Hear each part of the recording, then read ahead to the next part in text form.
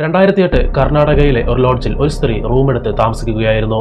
അപ്പോൾ ആ ലോഡ്ജിൽ ജോലി ചെയ്യുന്ന ജീവനക്കാർ ആ സ്ത്രീയുടെ സ്വഭാവത്തിൽ കുറച്ചു നാളുകളായിട്ട് കുറച്ച് വ്യത്യാസമുള്ളത് നോട്ട് ചെയ്യുകയാണ്. മാത്രമല്ല ആ റൂമിൽ എന്താണ് ഉള്ളത് എന്നറിയാൻ വേണ്ടി ആ സ്ത്രീ ഇല്ലാത്തപ്പോൾ ആ റൂമിന്റെ ഡ്യൂപ്ലിക്കേറ്റ് കീയുമായിട്ട് ആ റൂം തുറക്കാൻ വേണ്ടി പോവുകയാണ്. പക്ഷേ അത് വേറൊരു പൂട്ടിട്ട് പുറത്ത് ലോക്ക് ചെയ്ത് വെച്ചിരിക്കുകയായിരുന്നു. എന്തായാലും ശരി, അകത്ത് എന്താണ് ഉള്ളതെന്നറിയാൻ വേണ്ടി ആ ജീവനക്കാർ ആ റൂമിന്റെ വിൻഡോ ഓപ്പൺ ചെയ്യുകയാണ്. അപ്പോൾ അകത്ത് മറ്റൊരു സ്ത്രീ കിടന്നുറങ്ങുകയാണ്. ജീവനക്കാർക്ക് ഇതിലെന്തോ ഡൗട്ട് തോന്നിയതിനാൽ ജീവനക്കാർ ഉടനെ തന്നെ പോലീസിൽ ഇൻഫർമേഷൻ കൊടുക്കുന്നുണ്ട്. ഉടനെ പോലീസും ലോഡ്ജിലേക്ക് വരുന്നുണ്ട്. കുറെ നേരം ആ റൂമിന്റെ പുറത്തു നിന്ന് ആ സ്ത്രീയെ പോലീസ് വിളിച്ചു നോക്കുന്നുണ്ട്. പക്ഷേ ആ സ്ത്രീ എഴുന്നേൽക്കുന്നുണ്ടായിരുന്നില്ല. അങ്ങനെ പോലീസ് അവസാനം ആ റൂമിലെ ലോക്ക് പൊട്ടിച്ച് അകത്തേക്ക് കയറുകയാണ്. അപ്പോഴാണ് അവർക്കൊരു കാര്യം മനസ്സിലായത്, ആ സ്ത്രീ ഉറങ്ങുകയല്ല, മരിച്ചു കിടക്കുകയായിരുന്നു എന്നത്. ഉടനെ ആ സ്ത്രീയുടെ ബോഡി പോസ്റ്റ്മോർട്ടം ചെയ്യാൻ അയക്കുകയാണ്. ആരാണ് ഈ സ്ത്രീ? ഈ സ്ത്രീയെ കാണാനില്ല എന്ന് പറഞ്ഞിട്ട് വല്ല പോലീസ് സ്റ്റേഷനിൽ വല്ല കംപ്ലൈന്റ്സ് ഫയൽ ചെയ്തിട്ടുണ്ടോ എന്നൊക്കെ പോലീസ് പരിശോധിക്കുകയാണ്. അപ്പോ ഈ സ്ത്രീ 7 ദിവസങ്ങൾക്ക് മുമ്പ് കാണാതായിട്ടുണ്ട് എന്നും ഈ സ്ത്രീയുടെ പേര് നാഗലക്ഷ്മിയാണ് എന്നും പോലീസ് മനസ്സിലാക്കുകയാണ്. മാത്രമല്ല ഈ സ്ത്രീയെ കാണാതാകുമ്പോൾ കുറേയധികം സ്വർണ്ണാഭരണങ്ങൾ അണിഞ്ഞിട്ടുണ്ടായിരുന്നുവെന്നും ഇപ്പോ അതൊന്നും കാണാനില്ല എന്നും കൺഫേം ചെയ്യുകയാണ് പോലീസ്. ഇതിനെല്ലാം കാരണം ലോഡ്ജിലുണ്ടായിരുന്ന ആ സ്ത്രീ ആയിരിക്കുമെന്ന് പോലീസ് തിങ്ക് ചെയ്യുകയാണ്. ഇങ്ങനെ പോലീസ് ഇൻവെസ്റ്റിഗേഷൻ ചെയ്തുകൊണ്ടിരിക്കുന്ന സമയത്താണ് പുറത്തുപോയ ആ സ്ത്രീ ആ ലോഡ്ജിലേക്ക് വരുന്നത്. അപ്പോ ആൾക്കൂട്ടത്തിനെയും പോലീസിനെയും കണ്ട ആ സ്ത്രീ അവിടെ നിന്ന് എസ്കേപ്പ് ആവുകയാണ്. മാത്രമല്ല മരിച്ച ആ സ്ത്രീയുടെ പോസ്റ്റ്മോർട്ടം റിപ്പോർട്ട് വരികയാണ്. പോസ്റ്റ്മോർട്ടം റിപ്പോർട്ടിൽ നാച്ചുറൽ ഡെത്ത് എന്നാണ് പറയുന്നത്. ഇത് കണ്ട പോലീസുകാർക്ക് ഒന്നും തന്നെ മനസ്സിലാകുന്നുണ്ടായിരുന്നില്ല. അവിടെ നിന്ന് കുറച്ച് ദിവസങ്ങൾക്ക് ശേഷം ബസ് സ്റ്റാൻഡിൽ വെച്ച് ഒരു സ്ത്രീയെ സംശയത്തിന്റെ പേരിൽ അറസ്റ്റ് ചെയ്യുകയാണ്. അപ്പോഴാണ് മനസ്സിലായത് ലോഡ്ജിലുണ്ടായിരുന്ന ആ സ്ത്രീയാണ് അറസ്റ്റിലായ ഈ സ്ത്രീ എന്ന്. അങ്ങനെ പോലീസ് ആ സ്ത്രീയോട് പറയൂ, എന്താണ് നിന്റെ പേര്? നീയല്ലേ നാഗലക്ഷ്മിയെ കൊല ചെയ്തത് എന്നൊക്കെ പോലീസ് ചോദിക്കുകയാണ്. അതിന് ആ സ്ത്രീ, എന്റെ പേര് മല്ലിക, ഞാൻ ഈ കൊലയടക്കം മൊത്തത്തിൽ 6 കൊലകൾ ചെയ്തിട്ടുണ്ട് എന്ന് ആ സ്ത്രീ പറയുകയാണ്. അപ്പോഴാണ് ആദ്യത്തെ ലേഡി സീരിയൽ കില്ലറിനെ ഇന്ത്യ കാണുന്നത്.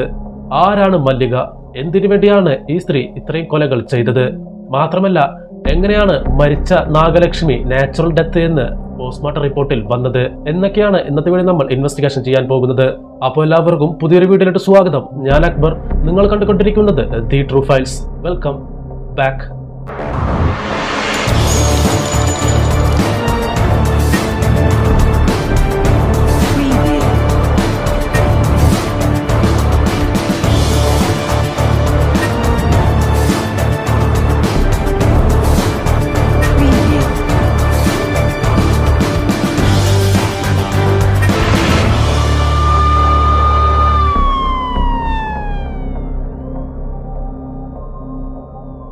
വീഡിയോയിലോട്ട് പോകുന്നതിന് മുമ്പ് ഒരു കാര്യം പറഞ്ഞോട്ടെ. നിങ്ങൾക്ക് crime, ghost, history, mystery, sold, unsold cases, investigation videos ഒക്കെ കാണാൻ ആഗ്രഹിക്കുന്നവരാണെങ്കിൽ നമ്മുടെ ഈ ചെറിയ ചാനൽ മറക്കാതെ സബ്സ്ക്രൈബ് ചെയ്ത് സപ്പോർട്ട് ചെയ്യുക.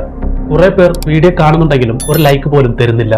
നിങ്ങൾ തരുന്ന ഓരോ ലൈക്കും എനിക്ക് അടുത്ത വീഡിയോ ചെയ്യാനുള്ള ഒരു ഊർജ്ജമാണ്.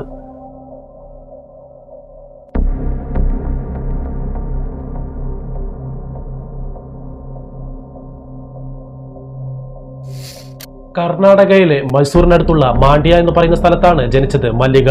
മല്ലികയുടെ ഒറിജിനൽ പേര് KD കെമ്പമ്മ. അവിടെ തന്നെയുള്ള രമേശ് എന്ന് പറയുന്ന വ്യക്തിയെ കല്യാണം കഴിച്ച് 3 കുട്ടികളും ഇവർക്കുണ്ടായിരുന്നു.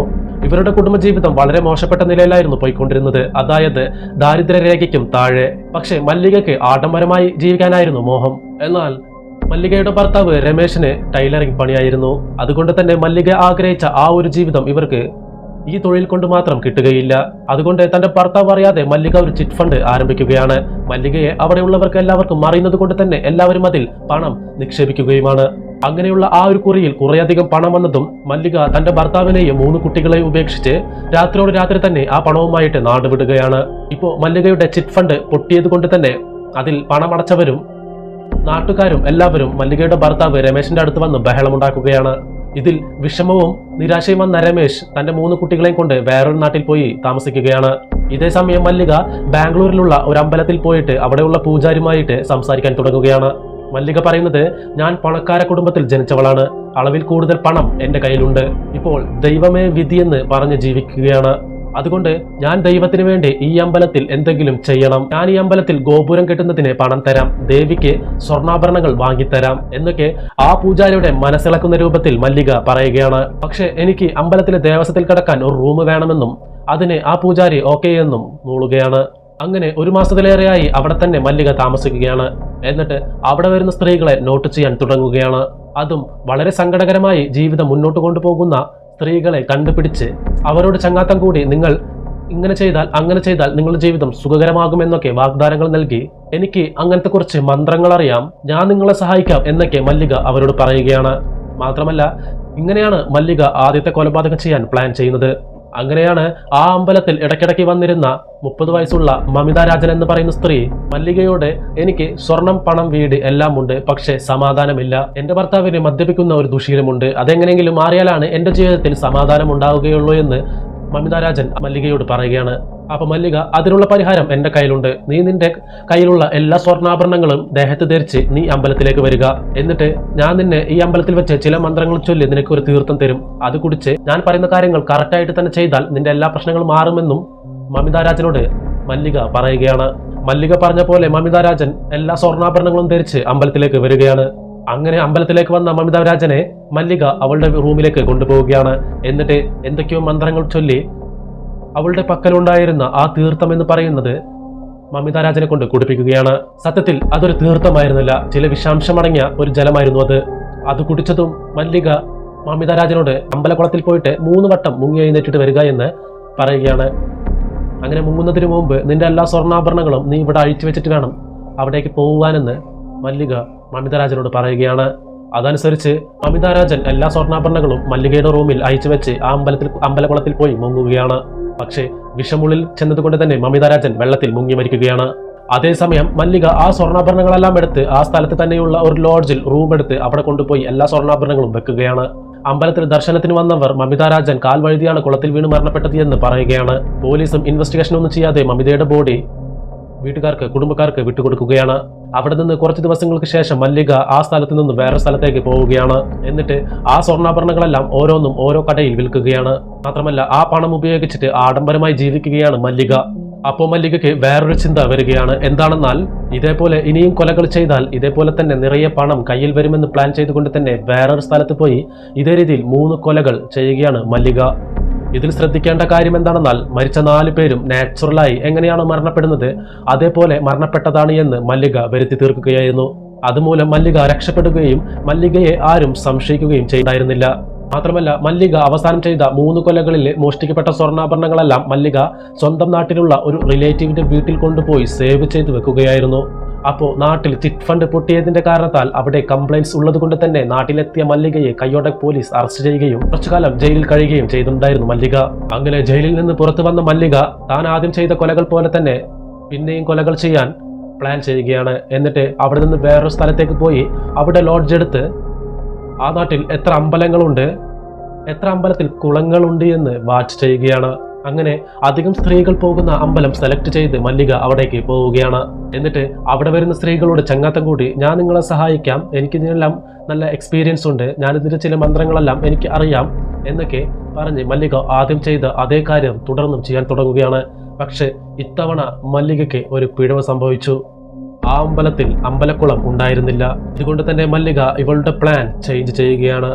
എന്താണെന്നാൽ അതിലൊരു സ്ത്രീയെ സെലക്ട് ചെയ്ത് അവളോട് പറയുകയാണ്, നീ നിന്റെ വീട്ടിൽ ആരുമില്ലാത്തപ്പോൾ നിന്റെ കയ്യിലുള്ള സ്വർണ്ണാഭരണങ്ങളെല്ലാം അണിഞ്ഞ് അമ്പലത്തിലെ എന്റെ റൂമിലേക്ക് നീ വരിക എന്ന്. അതേപോലെ ആ പെണ്ണും സ്വർണ്ണാഭരണങ്ങളെല്ലാം അണിഞ്ഞ് അമ്പലത്തിലേക്ക് വരികയാണ്. എന്നിട്ട് മല്ലിക ഒരു മന്ത്രമൊക്കെ ചൊല്ലി ഒരു പൂജ പോലൊക്കെ നടത്തി ആ തീർത്ഥം കുടിക്കാൻ കൊടുക്കുന്നുണ്ട്. ആ പെണ്ണും മല്ലികയെ വിശ്വസിച്ച് അത് കുടിക്കുകയാണ്. അത് കുടിച്ച ഉടൻ മല്ലിക ഇനി ഒരു ചെറിയ പൂജ കൂടിയുണ്ട്, അത് ചെയ്യേണ്ടത് നിന്റെ വീട്ടിൽ വെച്ച് വേണം, അതുകൊണ്ട് എത്രയും പെട്ടെന്ന് നമുക്ക് നിന്റെ വീട്ടിലേക്ക് പോകാമെന്ന് പറഞ്ഞ് മല്ലിക ആ സ്ത്രീയുമായിട്ട് ഉടനടി ആ സ്ത്രീയുടെ വീട്ടിലേക്ക് പോവുകയാണ്. വീട്ടിൽ പോയ ഉടൻ ആ സ്ത്രീ അവിടെ മയങ്ങി വീഴുകയാണ്. അങ്ങനെ മല്ലിക ആ സ്വർണ്ണാഭരണങ്ങളെല്ലാം എടുത്ത് ആ വീട്ടിൽ നിന്നും എസ്കേപ്പ് ആവുകയാണ്. ഇതേപോലെ തന്നെ തന്റെ എല്ലാ മർഡറും നല്ല സക്സസ് ആയി തന്നെ നടത്തിക്കൊണ്ടിരിക്കുകയായിരുന്നു മല്ലിക. ഇങ്ങനെയുള്ളപ്പോഴാണ് ഞാൻ ഇൻട്രോയിൽ പറഞ്ഞ കാര്യങ്ങളൊക്കെ നടക്കുന്നത്. ജീവനക്കാർക്ക് ഡൗട്ട് തോന്നി ലോഡ്ജ് റൂം പരിശോധിക്കുമ്പോൾ അവിടെ ബോഡി ഉണ്ടായതും മല്ലികയെ പിന്നീട് ബസ് സ്റ്റാൻഡിൽ വെച്ച് പോലീസ് അറസ്റ്റ് ചെയ്തതുമെല്ലാം. പക്ഷെ ഇതിൽ പോലീസുകാർക്കും ഫോറൻസിക് ഡിപ്പാർട്ട്മെന്റിനും മനസ്സിലാവാതിരുന്നത് കൊലകൾ നാച്ചുറൽ ഡെത്ത് എന്ന് റിപ്പോർട്ടിൽ വന്നതാണ്. ഇതുകൊണ്ട് തന്നെ ഫോറൻസിക് ടീം മല്ലിക താമസിച്ച ആ ഒരു ലോഡ്ജ് റൂം പിന്നെയും പരിശോധിക്കുകയാണ്. അപ്പോൾ അവർക്ക് അവിടെ നിന്ന് പ്രധാനപ്പെട്ട ഒരു തെളിവ് ഫോറൻസിക് ടീമിന് കിട്ടുകയാണ്. അത് കിട്ടിയ ഉടൻ ഫോറൻസിക് ടീം ആ മരിച്ച നാഗലക്ഷ്മിയുടെ ഫുൾ ബോഡി വീണ്ടും പരിശോധിക്കുകയാണ്. അപ്പോൾ അവർ വിചാരിച്ച പോലെ തന്നെ ചെറിയ അളവിൽ സൈനൈഡ് ആ ഒരു ശരീരത്തിൽ ഉണ്ടായിരുന്നുവെന്ന് മനസ്സിലായി. മാത്രമല്ല മല്ലികയുടെ റൂമിൽ നിന്ന് ഫോറൻസിക് ടീമിന് കിട്ടിയതും സൈനൈഡിന്റെ ഒരു അംശം തന്നെ. ഈ സൈനൈഡ് എന്ന് പറയുന്നത് മാരകമായിട്ടുള്ള ഒരു വിഷമാണ്. അത് അളവിൽ കൂടുതൽ ഉപയോഗിച്ചാൽ ഉടനടി മരണം ഉറപ്പാണ്. പക്ഷേ അത് 1 ഡ്രോപ്പോ 2 ഡ്രോപ്പോ ഉപയോഗിക്കുകയാണെങ്കിൽ നാച്ചുറലായി എങ്ങനെയാണ് മരണപ്പെടുന്നത് അതേപോലെ സ്ലോ പോയിസണായിട്ട് എഫക്റ്റ് ചെയ്ത് മരണം പതിയെയാണ് ആ ശരീരത്തെ വലിക്കുന്നത്. അതുകൊണ്ട് തന്നെയാണ് നാച്ചുറൽ ഡെത്ത് എന്നും റിപ്പോർട്ടിൽ വന്നത്. മല്ലിക കുറച്ച് വർഷങ്ങൾക്ക് മുമ്പ് കുറേയധികം ജോലിക്ക് പോയിട്ടുണ്ട്. അതിൽ കൂടുതലും പോയിട്ടുണ്ടായിരുന്നത് ഗോൾഡ് സ്മിത്ത് ജോലിക്കായിരുന്നു. അതായത് ഗോൾഡ് ക്ലീൻ ചെയ്യുന്ന ജോലി. ആ ജോലിയിൽ ഗോൾഡ് ക്ലീൻ ചെയ്യാൻ ഉപയോഗിക്കുന്നത് സൈനൈഡാണ്. അങ്ങനെയാണ് ഈ ഒരു ഐഡിയ മല്ലികയ്ക്ക് കിട്ടുന്നത്. മല്ലിക കൊല ചെയ്തവർക്ക് തീർത്ഥം എന്ന് പറഞ്ഞു കൊടുത്തതിൽ 1 ഡ്രോപ്പ് സൈനൈഡും ഉണ്ടായിരുന്നു. അത് കുടിച്ചപ്പോഴാണ് സ്ലോവായി എല്ലാവരും മരിച്ചത്. ഇതുകൊണ്ട് തന്നെയാണ് നാച്ചുറൽ ഡെത്ത് എന്ന് റിപ്പോർട്ടിൽ വന്നത്. 1999 മുതൽ 2007 വരെയുള്ള കാലഘട്ടത്തിൽ 7 കൊലകൾക്ക് മേലെ മല്ലിക ചെയ്തിട്ടുണ്ട്. അങ്ങനെ മല്ലിക കൊല ചെയ്തവരുടെ ലിസ്റ്റ് എടുത്ത് അത് അവരുടെ ബോഡി പുറത്തെടുത്ത് അത് പരിശോധിക്കുകയാണ്.